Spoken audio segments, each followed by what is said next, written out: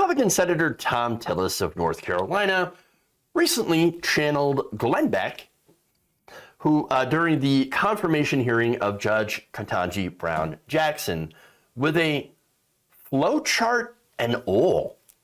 Interesting.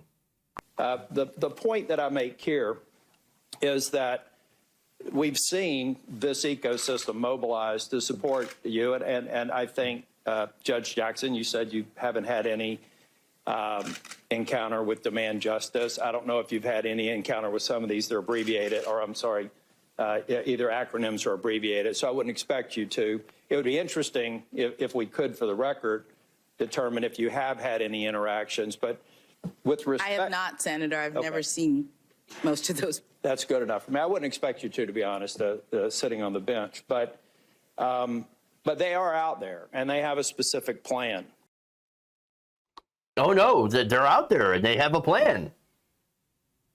And okay, so look, again, you see the flow chart, and again, it's reminiscent of Glenn Beck and his chalkboard, right, or his whiteboard. And so look, you've got demand justice, right, and then they want to pack the court, and so they're packing the court, or they want to pack the court, which of course, as a Supreme Court justice, you don't really have anything to do with. So why are you asking her about something that Congress does? And that's the thing. That's the theme that I've also seen. A lot of these questions from a lot of these Republican congressmen, she's had to answer with, I don't know, I'm not a member of Congress. I'm here to be a Supreme Court justice and interpret the law. That's it.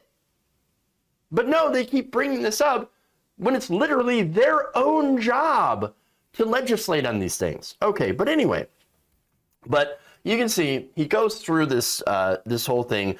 You got the Arabella group, right, and they're at the top, and then you got the Demand Justice, and you got the Tide Foundation. You see, and all those things. And see, here's what they've got.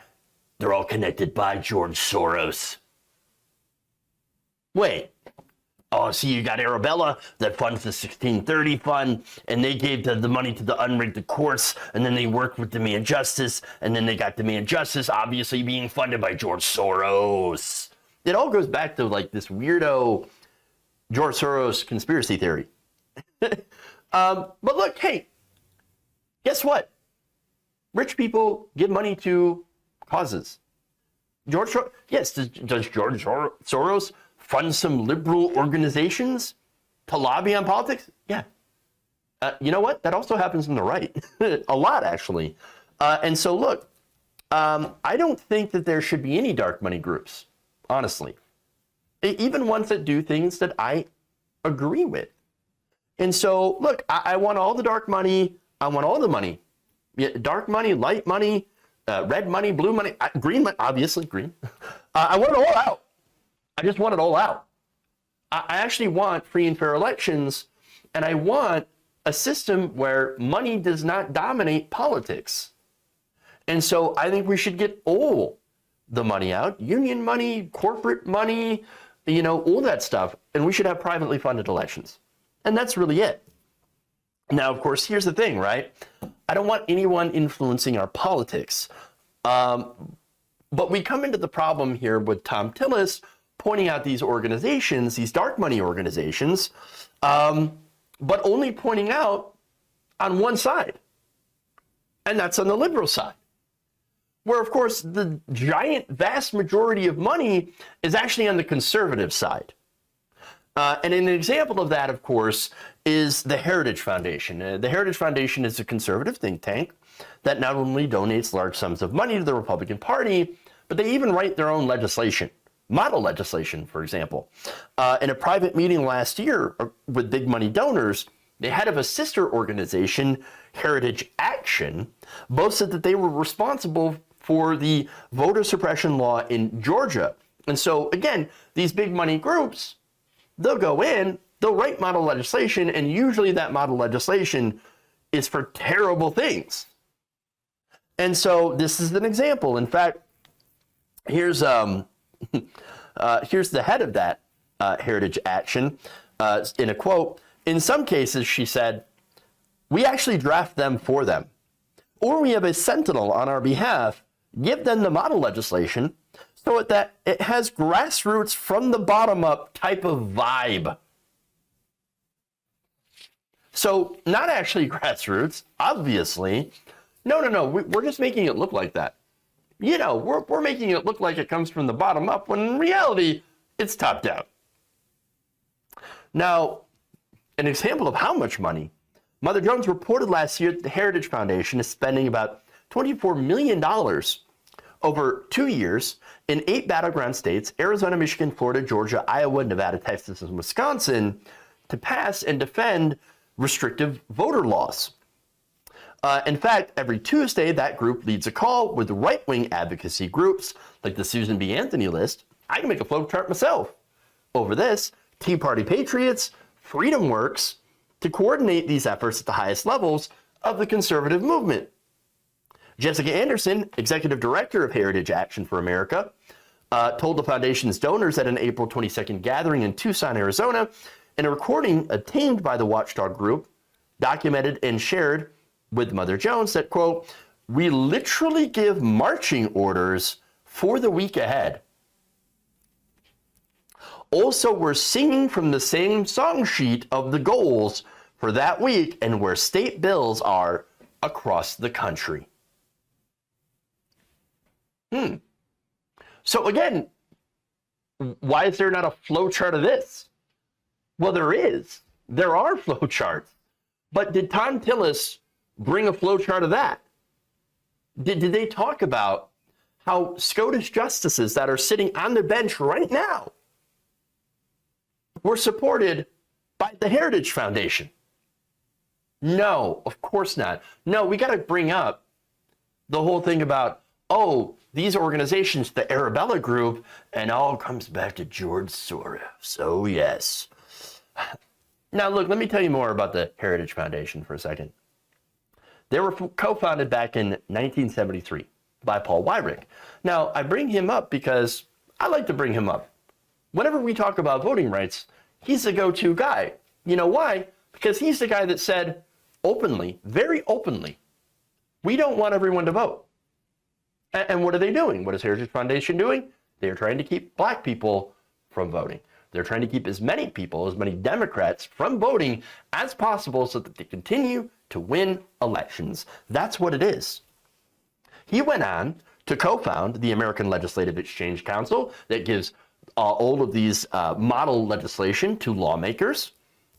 Some that have just left the branding on, too, by the way. When they introduce this model legislation, they say, oh, look, here it is.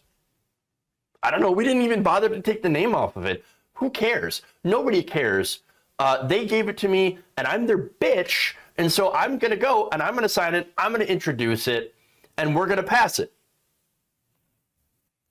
And, of course, they also team up with the moral majority, headed by, formerly headed by Jerry Falwell. So now Heritage had received major funding from large right-wing donors such as Charles and David Koch, Richard Mellon Scaife, and Joseph Coors. And so my point is, again, you can make that same kind of flowchart when it comes to the right wing. Because you have all of these gigantic, and actually, it's even more insidious when you think about it from the right. And so here you go, right? You have all of this gigantic money, all of these donors on the right. And why do they give money to these conservative groups to pass this model legislation? Well, it comes down to what they actually stand for. Now, do you have people that are principled social conservatives?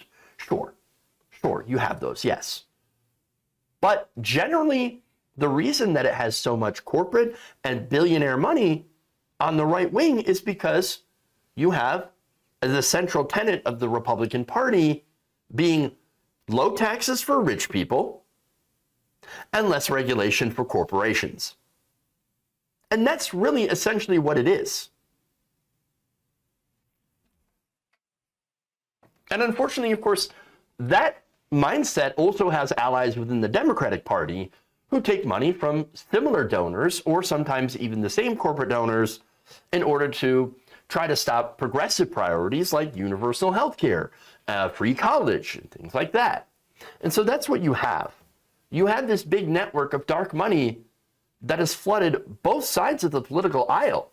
And yet you got people like Thom Tillis just pointing out one side in order to, and this is what's important, in order to tie it to some weirdo conspiracy theory. And what conspiracy theory is that?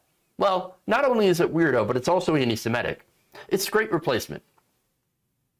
Now remember, Great Replacement claims that George Soros is funding immigrant caravans into the United States in order to crowd out white people and vote for Democrats to replace white Americans, or so-called real Americans.